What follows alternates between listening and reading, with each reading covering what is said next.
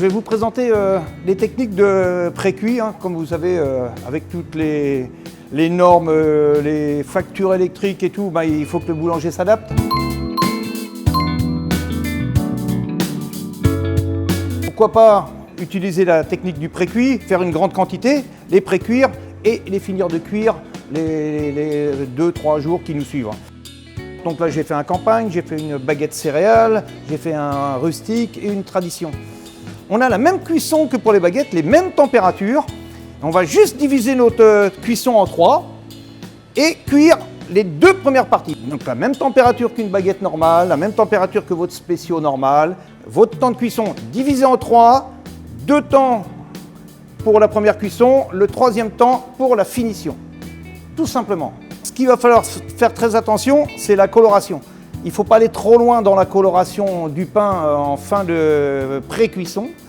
Et si vous voulez vous aider, être plus précis, vous vous aidez avec un thermomètre. Exemple, la trad, je mets mon thermomètre à cœur sorti du four, et donc comme ça je sais au bout de 12-13 minutes et j'atteins une température intérieure de 90 degrés. Ça veut dire que la structure des amidons et tout ça, elle est coagulée. On peut sortir le produit. Quand on travaille la veille pour le lendemain, on n'a pas de problème. Donc on va mettre nos baguettes dans une échelle, on peut les filmer, plastique, mais on peut pousser plus loin.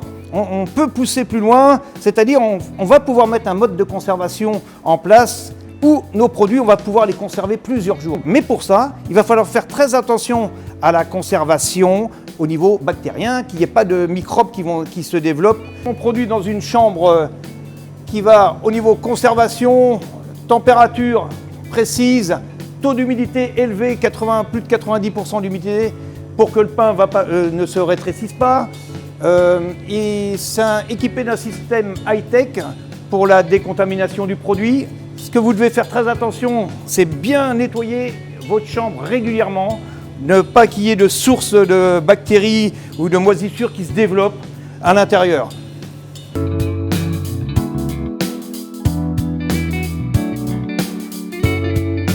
On va utiliser le pré-cuit. Exemple, le soir, vous êtes en train de cuire du pain, vous ne savez pas si vous allez en avoir de trop. Hop, on fait une partie en pré-cuite, les 20 dernières ou 30 dernières baguettes qu'on ne va pas cuire, et on les aura pour les recuire le lendemain.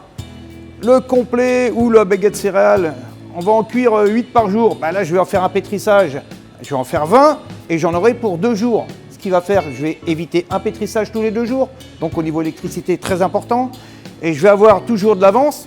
On va pouvoir pallier au manque de personnel. On va pouvoir assurer des cuissons tard le soir pour compléter le magasin, et éviter les pertes quand on a cuit trop tôt dans l'après-midi.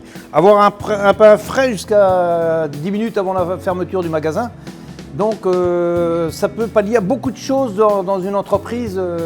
Des livraisons sur une autre boutique, un produit qu'on va fabriquer que sur une boutique et distribuer, une livraison restaurant et ainsi de suite au dernier moment. Ça peut être un sujet vraiment à creuser. Et voilà. Hop.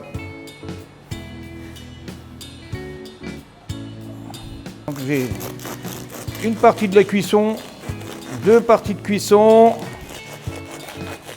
Hop, vous voyez, ça nuit en rien au niveau de l'alvéolage du pain, il n'y a pas de problème, puisque ma structure de pain elle a été faite pendant la première partie, et après la deuxième partie, ce sera juste pour la coloration.